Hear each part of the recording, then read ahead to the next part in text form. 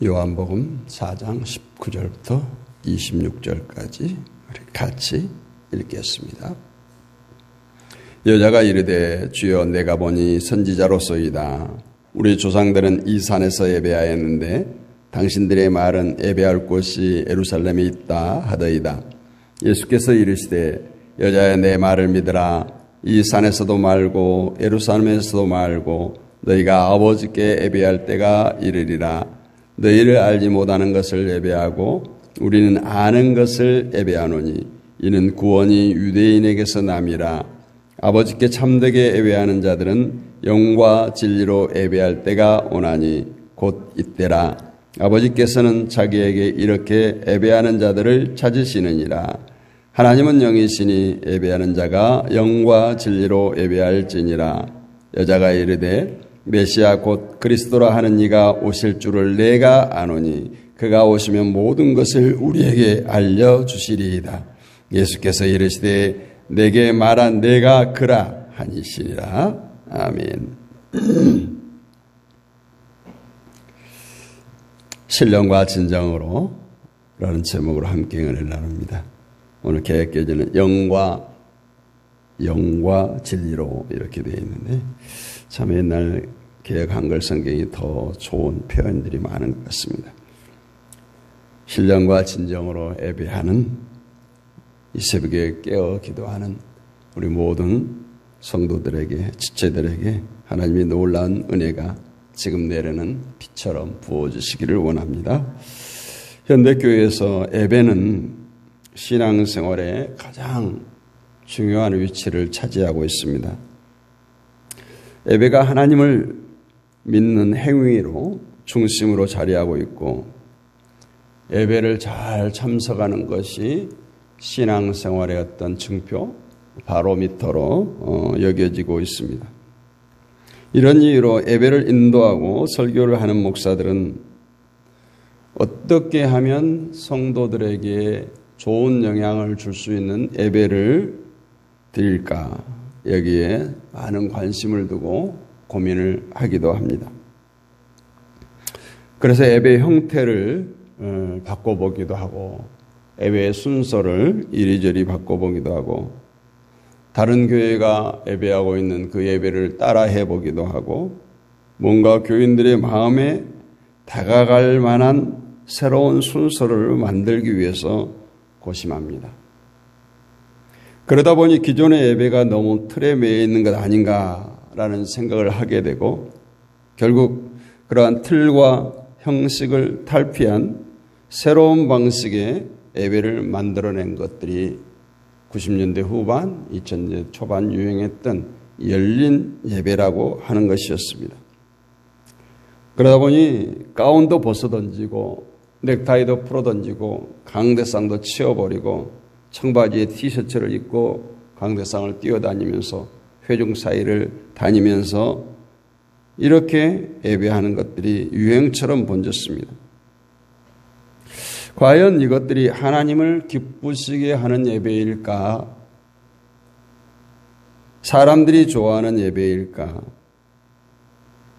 이러한 사상의 바탕에는 어떤 식의 예배를 드려도 예배는 예배다라는 생각들이 깔려 있는 것 같습니다.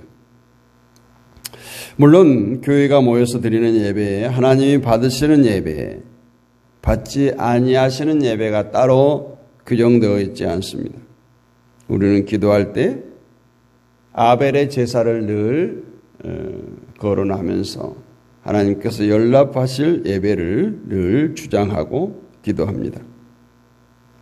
물론 하나님은 예배의 순서나 그 형식을 보고 받으시지는 않습니다.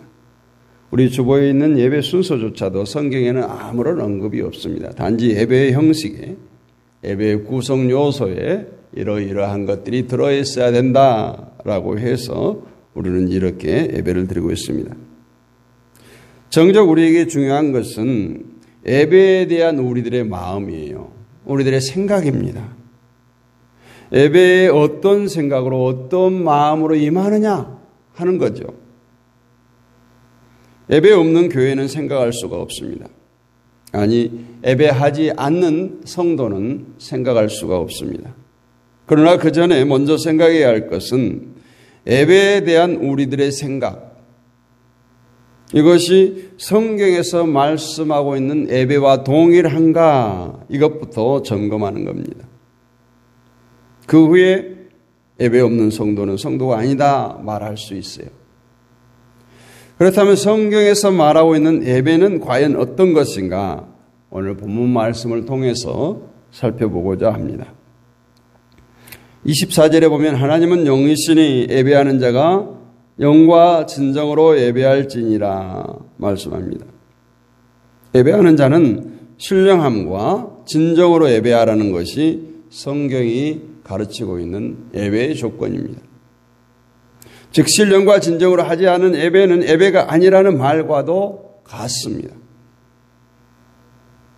신령과 진정으로 예배하는 것은 너무너무 우리가 많이 들었어요. 기도하고 찬양하고 말씀을 보면서 또 교회에서 강조하는 것 중에 하나가 신령과 진정으로 예배하라는 것입니다.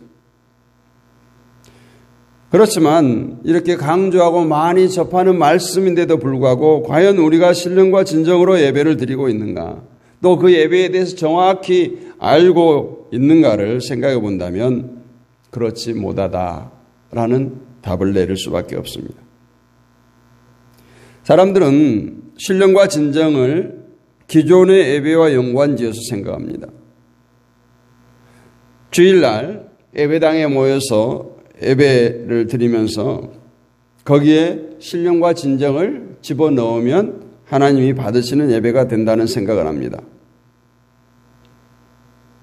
이로 인해서 신령과 진정을 하나의 인간의 정성, 예배에 대한 인간의 정성을 말합니다. 그래서 그 정성이 뭔가, 예배 시간에 늦지 않기, 예배 시간에 떠들지 않기, 예배 시간에 다른 걱정, 근심 안 하기, 설교 때 졸지 않기, 뭐 이런 여러 가지 생각들을 집어넣을 수가 있습니다. 그러나 과연 본문에서도 신령과 진정을 그러한 의미로 말하고 있는지 우리가 살펴봐야 됩니다.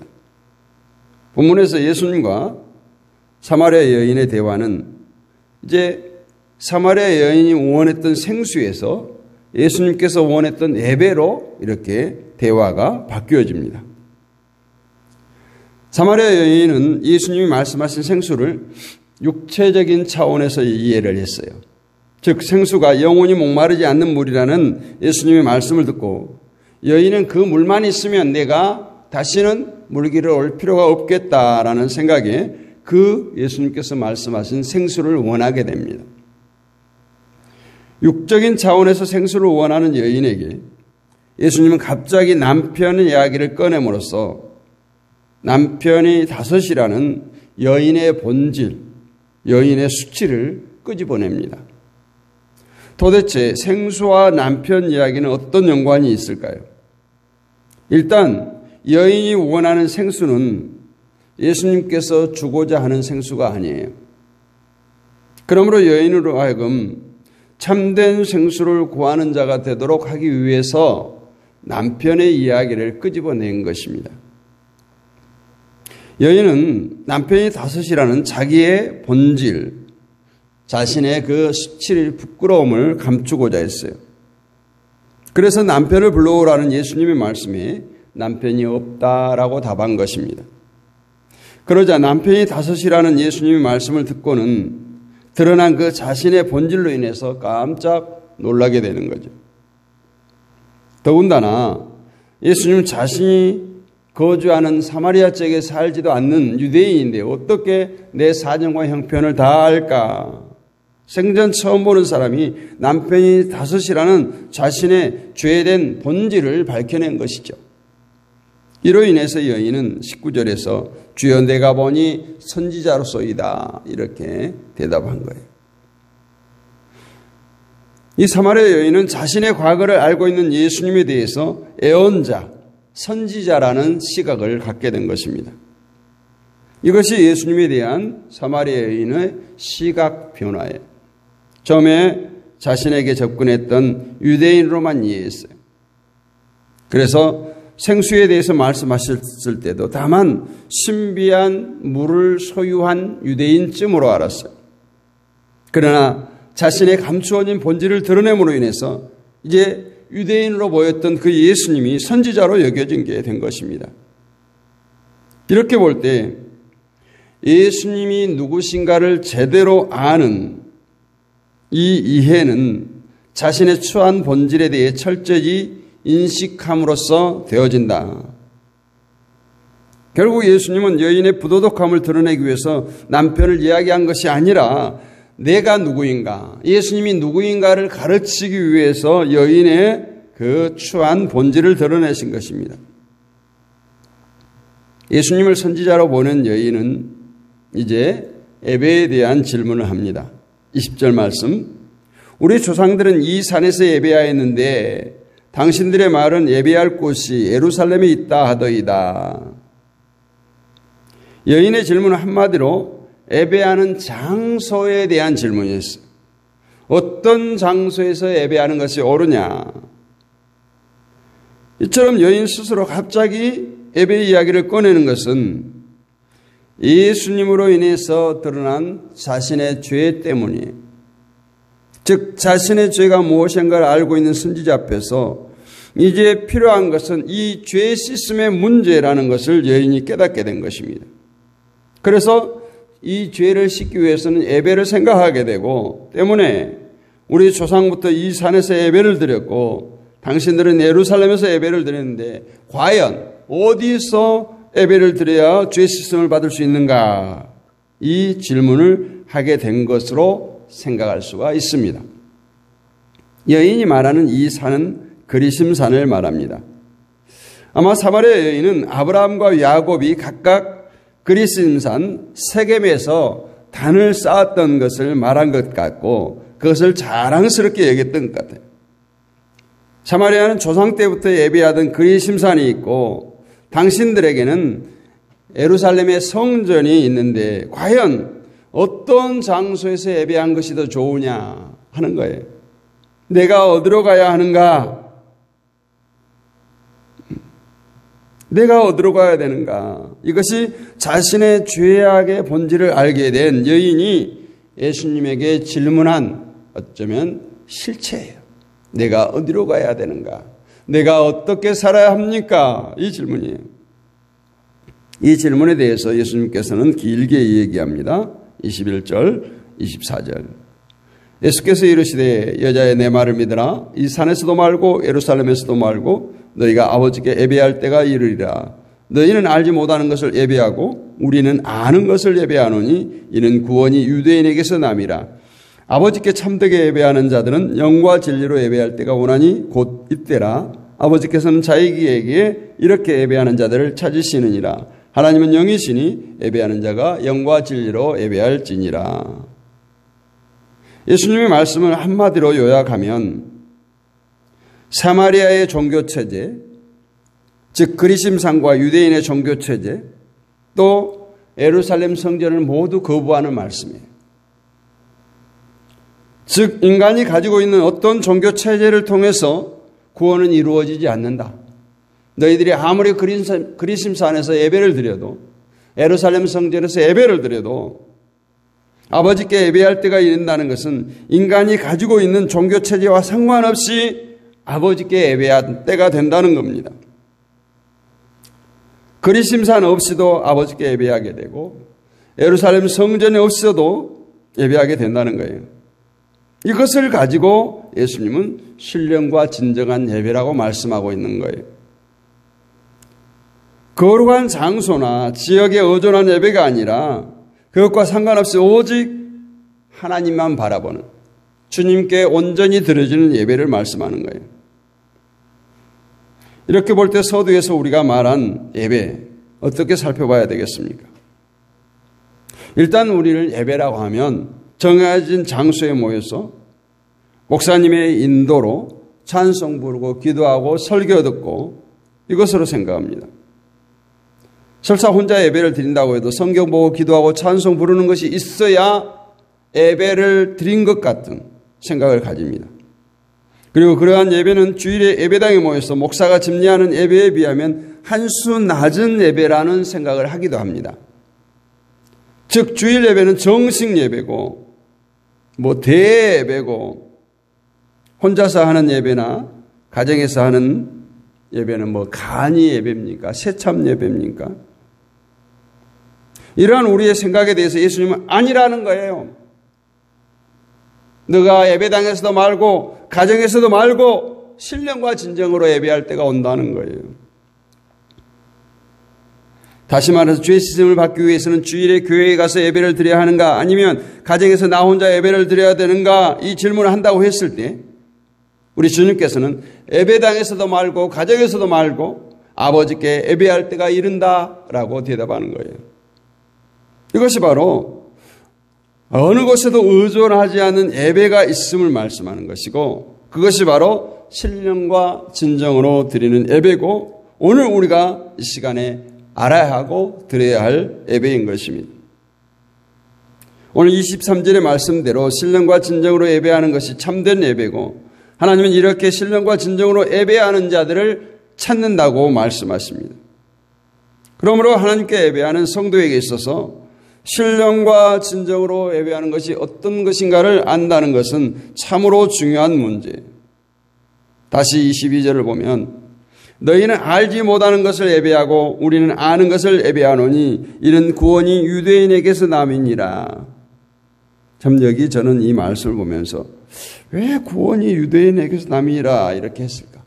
물론 원론적으로는 맞는 말인데 이 사마리아 여인이 잘 알아듣게 이 성경을 읽는 사람들이 잘 알아듣게 구원이 예수 그리스도에게서 남이니라 이렇게 했으면 얼마나 쉬워요. 예배에 있어서 우리가 예배의 대상을 알고 드리느냐 모르고 드리느냐는 천황지차예요. 예배의 대상인 하나님이 누구신가를 모르고 예배하면 그것은 참된 예배라고 할 수 없어요. 물론 초신자들은 이제 처음 교회에 나온 사람들은 그냥 따라서 합니다. 그러다가 은혜를 받고 하나님을 체험하고 하나님을 만나고 하는 것이죠. 예배하는 하나님이 어떤 분이신가를 모르는데 단지 예배의 형식과 의식을 행했다고 해서 예배로 받아들여진다면 하나님은 단지 인간에게 예배라는 그 의식, 형식을 받은 것에 불과한 겁니다. 그러나 이것은 이미 구약의 선지자들을 통해서 드러났어요. 이사야 선지자나 미가 선지자 등으로 인해서 하나님은 이스라엘의 제물이나 제사를 원하는 것이 아니라는 것을 드러냈어요. 오히려 하나님이 누구신지를 모르고 예배한다는 것이 하나님의 진노를 쌓은 것임을 선포했어요. 예배에 대한 예수님의 말씀은 아버지를 아느냐로 시작합니다. 결국 신령과 진정은 하나님 아버지를 아는 것으로 연결시킬 수 있어요. 그러면 22절의 말씀은 사마리아 사람은 아버지를 모르고 유대인들은 아버지를 안다는 뜻입니까? 그러면 사마리아 사람들의 예배는 잘못된 것이고 유대인의 예배는 참 잘된 것입니까? 이렇게 되면 예수님은 사마리아 사람의 예배는 인정하지 않고 유대인의 예배는 인정한다는 답이 될 겁니다. 과연 그럴까요? 요한복음 8장 19절 말씀을 보면 이제 너희가 묻되 내 아버지가 어디 있느냐? 예수께서 대답하시되 너희는 나를 알지 못하고 내 아버지도 알지 못하는도다. 나를 알았다면 내 아버지도 알았으리라. 이 말씀이 있어요. 이 말씀을 보면 아버지를 안다는 것은 결코 예수님과 무관하지 않다라는 겁니다. 예수님을 거부하면 아버지를 거부하는 거나 같다라는 거예요. 예수님을 모르면 아버지를 모르는 것이고 예수님을 안다면 아버지가 누구신가를 아는 것입니다. 그런데 유대인들은 예수님을 거부하고 있어요. 그러한 그들이 과연 아버지를 알 수 있다고 말할 수 있겠습니까? 결론은 예수님이 누군가를 모르는 유대인들은 아버지를 모른다는 거예요. 그런데 오늘 22절에서 구원이 유대인에게서 난다는 말씀이 무엇인가? 또 우리는 누구를 가리키는가 하는 거예요. 이것은 참된 구원을 가져다 주는 유대인이 누구인가를 말하고 있어요. 참된 구원은 민족적 유대인이 가져다 주는 것이 아니라 참된 유대인의 왕으로 오신 예수님이 가져다 준다는 것을 뜻하고 있어요. 그러므로 예수님께서 말씀하신 우리는 아는 것을 예배한다 이 말에 우리에 해당되는 사람은 한마디로 말해서 아버지께서 보내신 예수님을 알고 아버지를 아는 그런 사람들이에요. 이들이 바로 예수님의 우리에 해당되는 참된 유대인이고 이들이 신령과 진정으로 예배하는 자들이에요. 자신들 앞에 예수님이 오셨는데 그 예수를 알지 못해요. 알지 못할 뿐만 아니라 배척하고 죽이기까지 하는 유대인들. 신령과 진정은 하나님을 아는 것으로 시작한다고 했어요. 따라서 우리 자신에게 물어야 할 것은 하나님을 아느냐 하는 거예요. 하나님을 압니까? 하는 거예요. 그리고 하나님을 아는가에 대한 문제는 앞서 말한 대로 예수님을 아는가로 시작되어야 마땅합니다. 예수님을 제쳐두고 무턱대고 하나님을 생각하게 되면 유대인들처럼 잘못된 하나님에 대한 생각에 머무르게 되고 결국 정작 하나님을 모르고 있는 상태인데도 불구하고 자신들은 하나님을 잘 알고 하나님을 잘 섬기고 구원받았다고 착각하는 삶을 사는 것입니다. 그럼 여러분 예수님이 누구십니까? 예수님이 누구신가요? 나의 죄 때문에 세상에 오시고 십자가를 지시고 피 흘리시고 죽으신 분이에요. 그리고 하나님은 자기 백성을 죄에서 건지시기 위해서 독생자 예수 그리스도를 이 땅에 보내신 분입니다. 그러므로 예수님의 피 흘리심을 아는 것이 예수님을 아는 거예요. 그렇기 때문에 오늘 사마리아 여인이 예배에 대한 궁금증을 갖고 자신의 수치를 해결할 것은 예배밖에 없다는 것을 깨닫게 된 것처럼 결국 자신의 죄를 해결하기 위해서 찾아야 할 분은 오직 예수 그리스도라를 깨닫게 되는 것입니다. 이런 이유로 사마리아 여인의 남편 문제를 끄집어내셨던 거예요. 자신의 죄 문제에 대해서 예수님을 유대인이 아니라 메시아로 볼 수 있도록 하기 위해서요. 그래서 25절에서 이제 여자가 이렇게 대답해요. 메시아 곧 그리스도라 하는 이가 오실 줄을 내가 아노니 그가 오시면 모든 것을 우리에게 고하시리이다. 그리고 그에 대한 답으로 예수님께서 말합니다. 내가 말하는 내가 그러라 하시니라. 너가 기다리는 그 메시아가 바로 나야. 이렇게 말씀하고 있어. 아마 이 여인도 늘 말씀을 들었든지 어쨌든지 메시아에 대한 소식은 접했던 것 같아요. 결국 여인은 자신과 대화하고 있는 이 유대인이 메시아고 그리스도임을 후에 깨닫게 됩니다. 그러므로 자신의 죄의 본질을 보고 예수님을 보는 자는 예수가 자신을 죄에서 건질 그리스도이심을 깨닫게 되는 거예요. 그렇다면 이 사마리아 여인은 그리심산에서도 말고 예루살렘에서도 찾을 필요가 없는 예수를 오늘 만나게 된 것입니다. 그리고 그리스도 앞에서 자신의 의를 전혀 자랑하지 못하게 되는 거예요.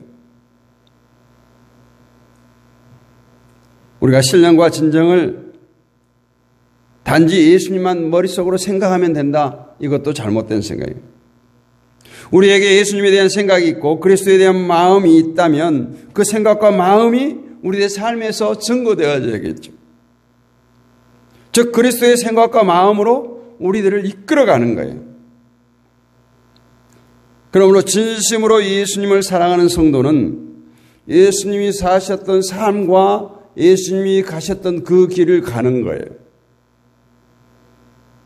예수님은 온유하고 겸손하셨어요. 섬김의 모습을 보셨어요. 낮아지신 길을 가진 분입니다. 따라서 예수님을 사랑한다면 우리 역시 자신을 낮은 자로 여기며 살아가야 됩니다. 예수님이 가신 길을 알고 하나님의 마음이 어떤 것인가를 알기 때문에 하나님에게 기쁨이 되고 영광이 되는 길을 가게 될 것입니다. 이것이 바로 신령과 진정으로 예배하는 것이고 성령 안에서 그리스도 안에서 살아가는 것입니다. 성도가 진심으로 신령과 진정으로 예배하며 산다면 십자가의 은혜와 사랑은 여러분 안에 끼리끼리 머물러 있으라고 하지 않습니다. 여러분과 함께하는 형제들에게로 확산되어져야 됩니다. 하나님을 사랑하라, 이웃을 사랑하는 말씀이 그 뜻이에요. 우리가 사랑으로 하나님도 사랑하고 이웃도 사랑하는 것이 아니라 하나님의 사랑을 알고 그 사랑이 있다면 그 사랑이 이웃에게로 흘러갈 것이라는 말씀이에요. 예수님의 십자가를 기억하시기를 원합니다. 십자가에서 하나님을 만나시기를 원합니다. 하나님의 사랑과 자비하심으로 살아가는 지혜를 구하고 배우기를 원합니다. 이런 마음으로 모일 때 찬송과 감사가 노래되어질 것입니다. 이것이 바로 신령과 진정함의 예배예요. 우리가 나도 모르게 찬양이 나오고 나도 모르게 감사가 나오고 내가 계획적으로 저 사람한테는 감사를 드려야지, 저 사람한테는 감사를 표해야 되지, 이것이 아니에요. 우리 마음에 스스로 우러난다고 하죠. 스스로 샘솟듯 솟아나는 감사와 찬양으로 신령과 진정의 예배의 삶을 사는 저와 여러분이 되시기를 주님의 이름으로 축복합니다. 은혜가 풍성하신 아버지 하나님 감사합니다. 이 새벽도 귀한 말씀을 나누었습니다.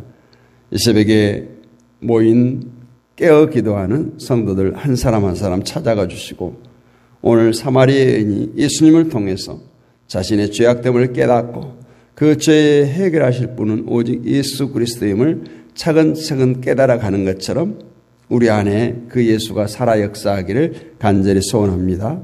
예수로 충만하기를 원합니다. 우리가 정말 입만 열면 예수의 향기가 날마다 드러나게 하여 주옵소서. 이 새벽에도 우리 무슨 사모님이 함께합니다. 주여 붙들어 주시고 새벽마다 간구하여 부르짖는 딸의 소원을 주여 들으시고 응답하여 주시옵소서.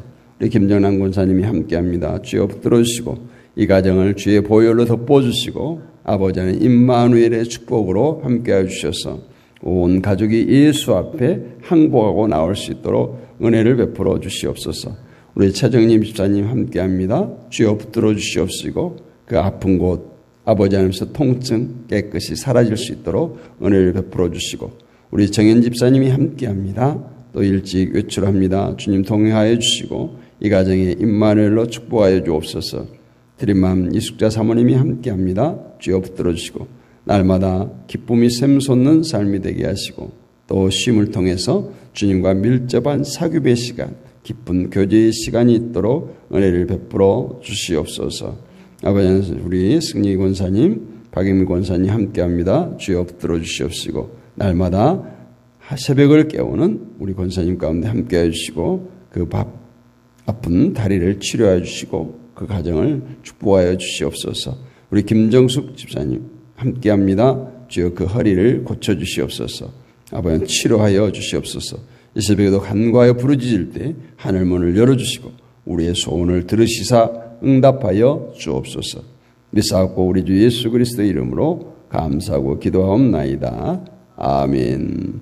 하늘에 계신 우리 아버지 이름을 거룩하게 하시며 아버지의 나라가 오게 하시며 아버지의 뜻이 하늘에서 같이 땅에서도 이루어지게 하소서. 오늘 우리에게 일용할 양식을 주시고 우리가 우리에게 잘못한 사람을 용서해 준 것 같이 우리 죄를 용서해 주시고 우리를 시험에 빠지지 않게 하시고 악에서 구하소서. 나라와 권능과 영광이 영원히 아버지의 것입니다. 아멘.